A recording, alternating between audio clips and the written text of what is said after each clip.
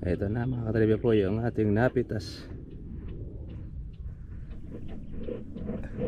Ayan, nagdiretso na po yung init. Ang ina po ay umulan tapos kayo na umaraw, pero ganoon pa man naliligo pa rin po tayo sa tubig, sa ulan. Kaya kailangan po natin kumuha po ng ating long sleeve dahil nagdiretso na po yung ating pag-aaraw. Ito naman ay ating pong patutuyuin sa halayhayan, tapos tsaka po natin siya pipilian. Ganyan lang po mga katribya po yung pag-aalaga po ng ating kalamansi pagka ganyan po umuulan. Kailangan ay meron tayong dryer.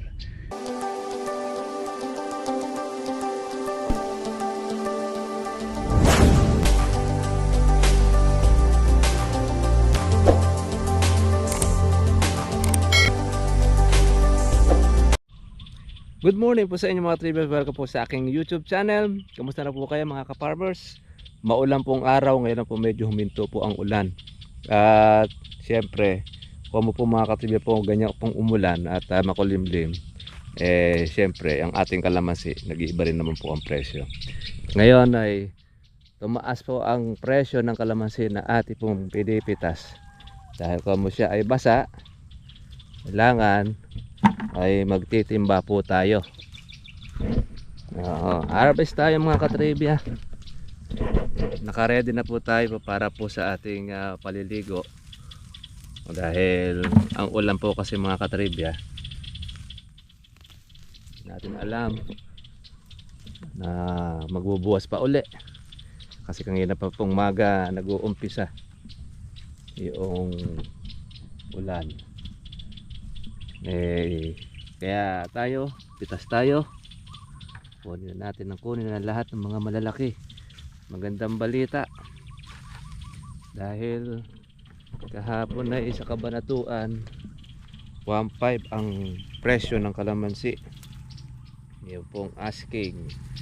Ngayon ito naman sa atin ang pitas ngayon 1.4. Sulit. Kaya patutuyo ilang muna natin. Tapos ingat lang tayo sa pagpitas dahil bawal po ang matuklap para hindi po siya maluto. Hindi na po natin ito mga katribya po kailangan hugasan dahil oras naman po ng alas 11 ng tanghali. Kaya hindi na siya talagang kailangan pang hugasan dahil tama lang din yung oras. Kasi kung magang mo pipitasan yan, lalo na kung mayroong sabog ng abono mga katribya, yan ay maluluto. Kailangan ay hindi rin po mahigpit ang hawak sa bunga. Ay, lalaki ng bunga mga katribya. Ganyan na sana. Hindi po natin uulan para hindi tayo masyadong maligo. Pero ganoon pa man ay naka-ready naman po tayo ng paliligo ng ating sitwasyon. Pitas-pitas tayo. Araw-arawin na po natin ating pong pag-harvest para yung ating pong pansunod ay lumaki. Dahil pong bulaklak, galit na galit ang mga bulaklak. Ganda naman po ng mga petals nya, wala siyang sira.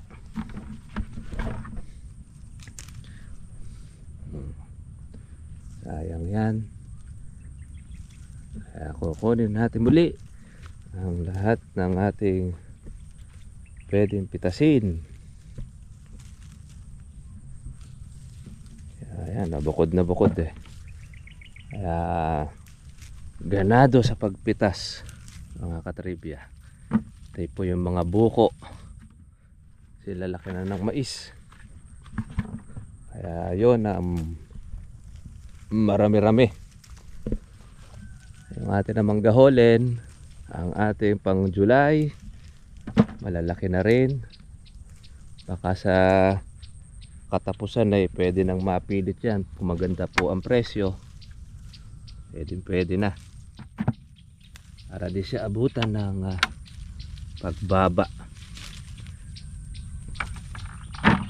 Ganyan ang kalamansi, naglalaro sa presyong 1,000. Buti na lang po hindi siya ganun bumulusok ang pagkababa, dahil marami po kasing mga nasira nitong po mga nakakaraan. Mga nagsipag-alaga, hindi nagtuloy ang inalagaan dahil sa mga insekto. Yan. Ganyan kababagsik ang mga insekto, mga ka-farmers. Kung hindi mo siya aawatin sa pamamagitan ng ating pag-i-spray, talagang halos wala pong ititira na bunga, kahit sa palagay mo ay namuti ng bulaklak ang inyong mga kalamansi.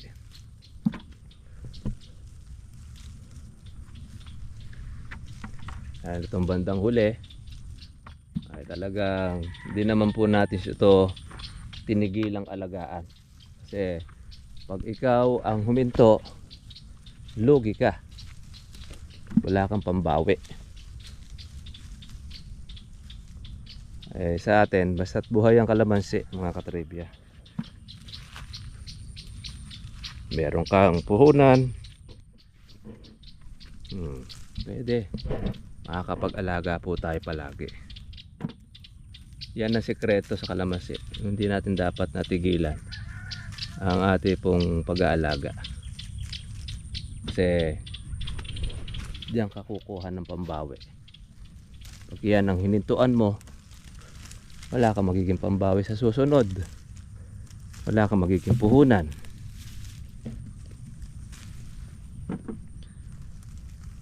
Tiyaga-tiyaga lang,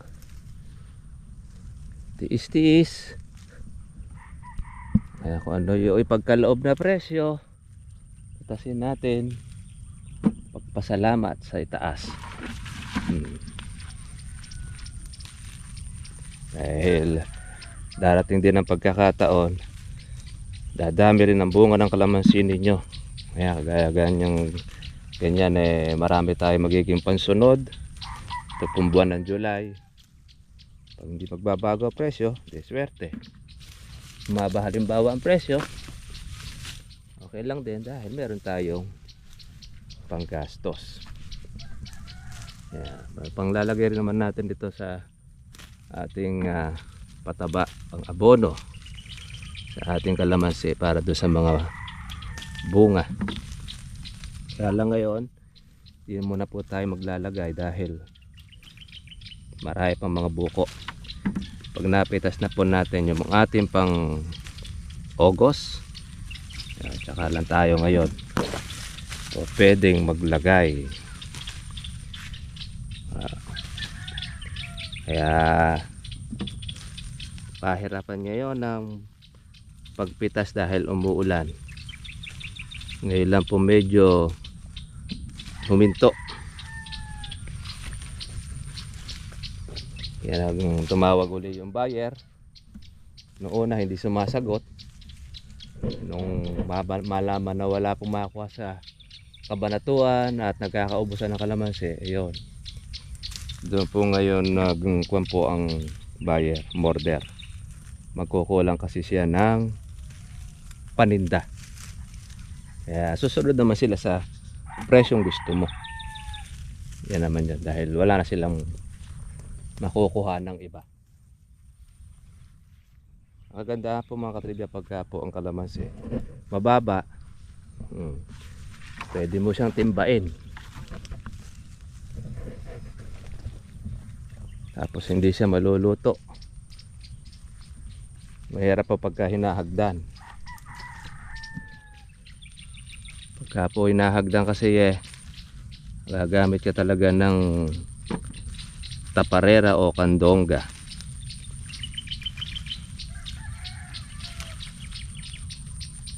Pitas-pitas pag may time, huli ng lahat ng mga pupwede. Dami. ang ating pang July ay pumuporma na.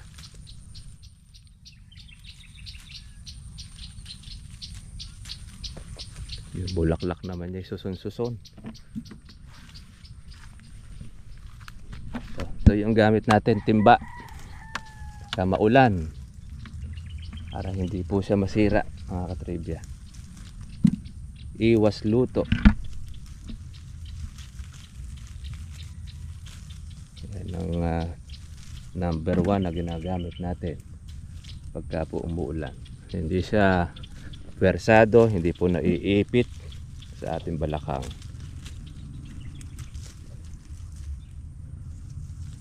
Kailangan natin ito pagka ulan, kasi ay napitas, sasali na po natin kaagad sa halayhayan o sa pilian ng kalamansi.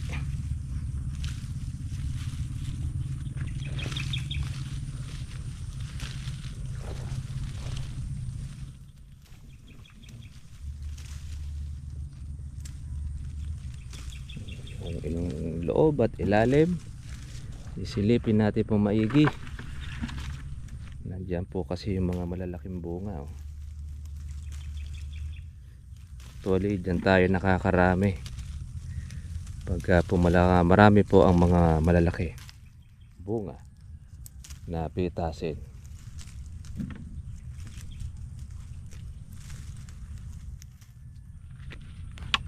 Nagparehas lang ang bunga nito, ay dami niyan.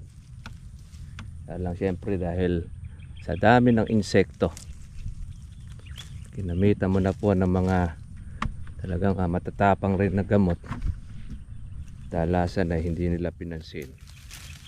Ito yung isa sa sakit ng kalamansi, yung natutuyo. Pero kung gumamit po tayo ng ating organic fertilizer, mga katribya, laki po na naging improve. Dumalang po ang mga natutuyo sa sanga. Meron man pero konti kumpara mo doon sa ginagamitan natin lagi na synthetic. Gandahan po naman na yung organic ang ating ginagamit. Hindi po masama sa kalusugan ng tao. Kaya sa parte ng Zamboanga, merong gusto sanang gumamit, kaya lang ay malayo sa kanila. Sabi nga naman natin ay alamin nila po yung kanilang yung cargo para po pwedeng i-deliver ng cargo yung pagdating sa shipment.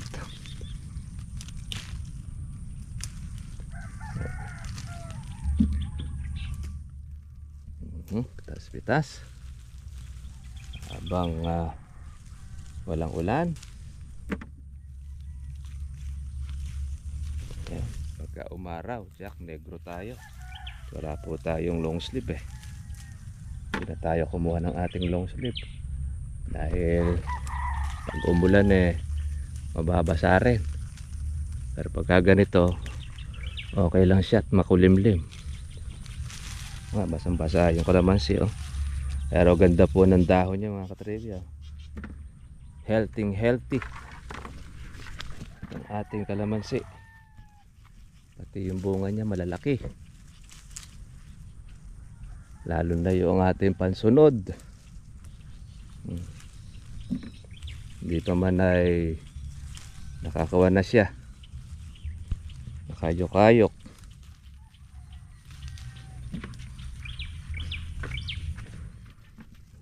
Ayan, sa ilalim. Ayan, nakakarami na tayo ng ating pitas.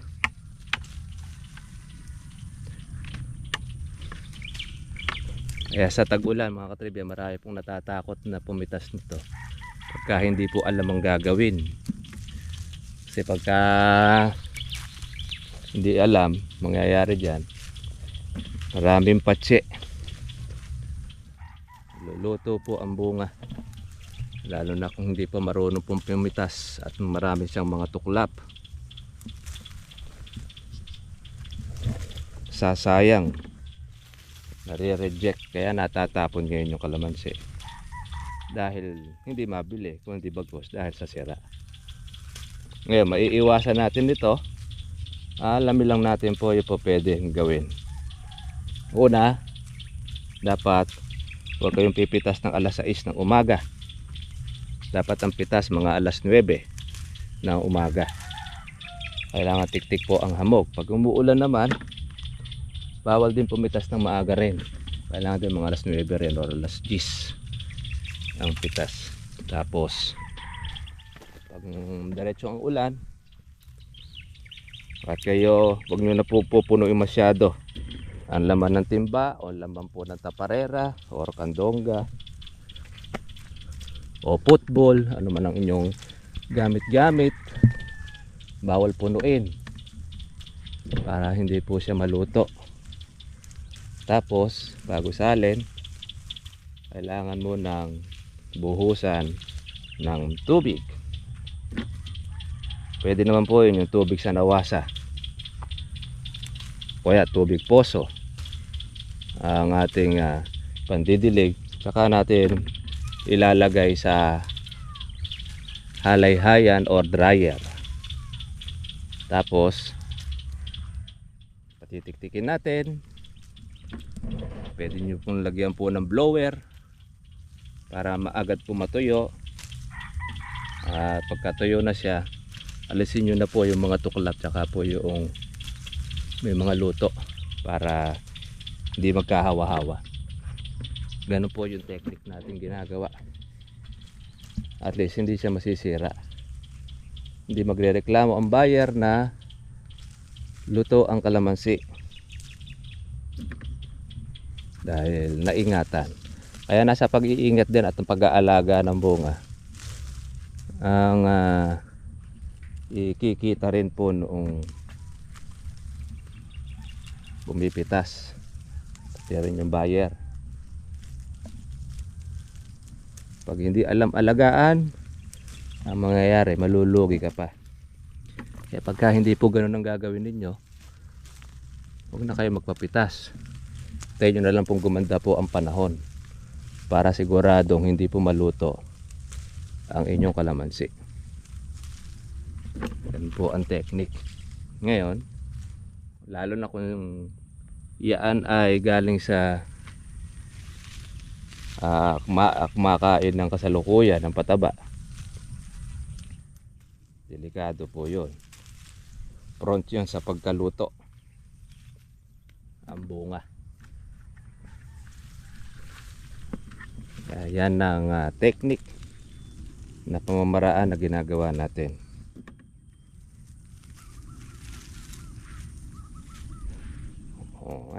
Karami na tayo.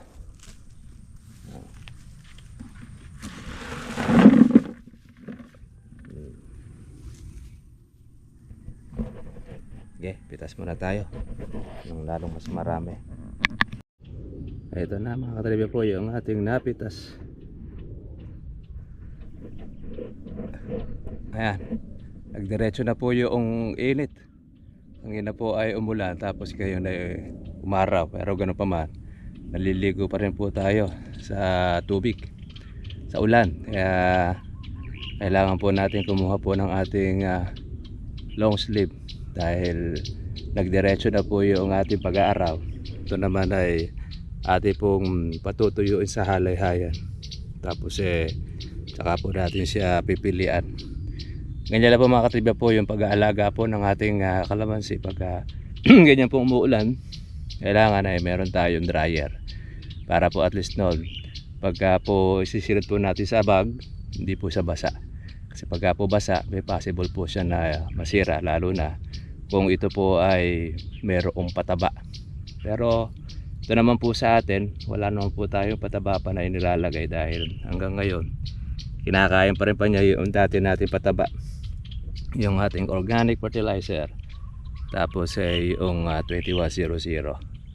Kaya mayaman pa ito mga katribya po sa ating abono, itong ating kalamansi.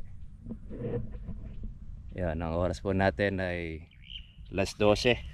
Kaya start na po muna tayo ng ating lunch break.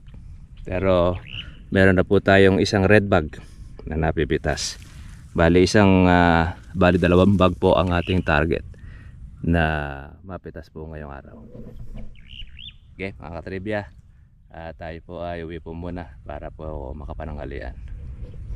Ayan. Isang puno kasi nito mga katribya po ay 15 kilos.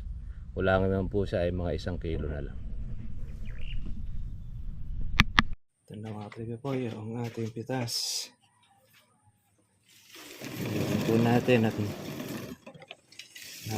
tuyo na mga katribya.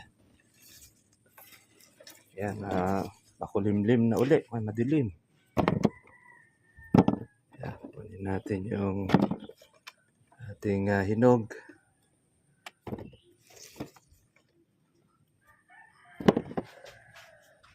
Para doon sa ating reject.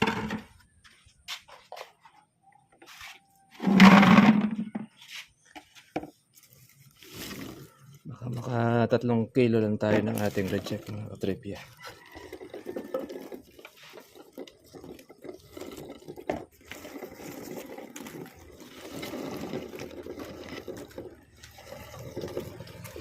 Ito lang yung ating nakuhang hinog.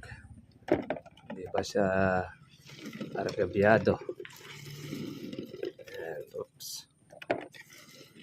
Ang ganda po pagka mayroong pilian maginahawa. Pili. Kitang-kita natin ng reject. Saka yung mga may sira.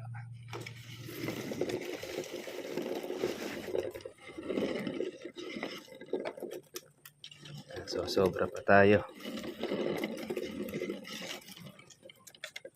Ang ating napitas.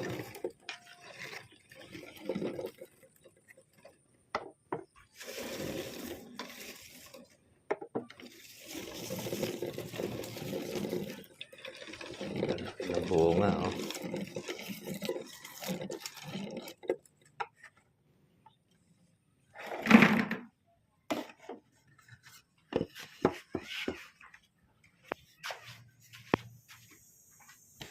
Ibaba natin din yung ating kalamansi.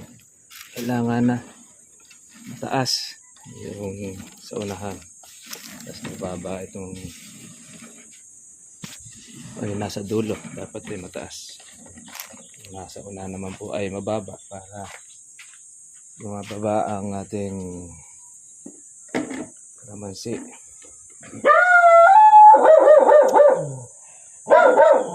Kaingay.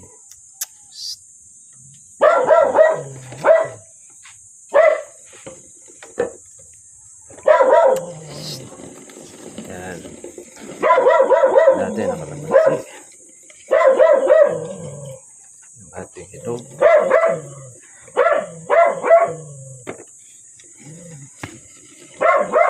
Ngayon na naman si Charlie. Matapang lang ng pag naka-tali. Yan. Oops.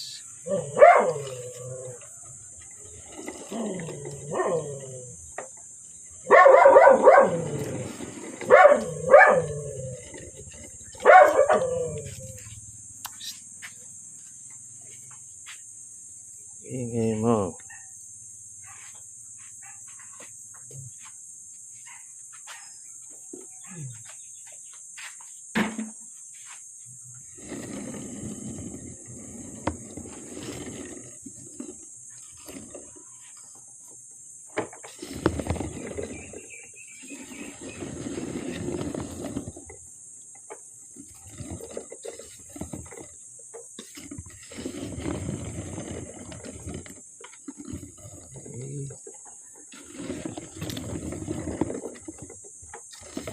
Pasok yung ating hinog.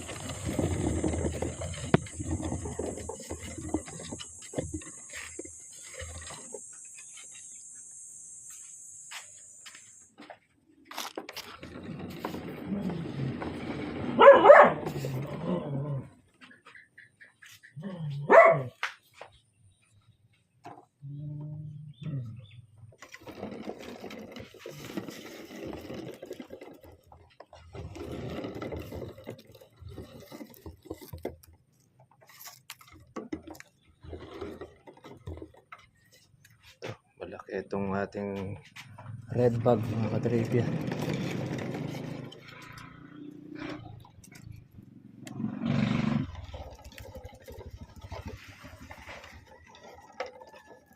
Okay. Dalawa na tayo. Pa isa. Paano mga katribya? Kita na po tayo po bukas. Basa na rin naman na tayo. Maya rin po after mo natin na pahinga ay makapag-relax po ang muna. Okay, mga katribya, God bless po sa inyo. Nakakita na po tayo po bukas. Bye bye.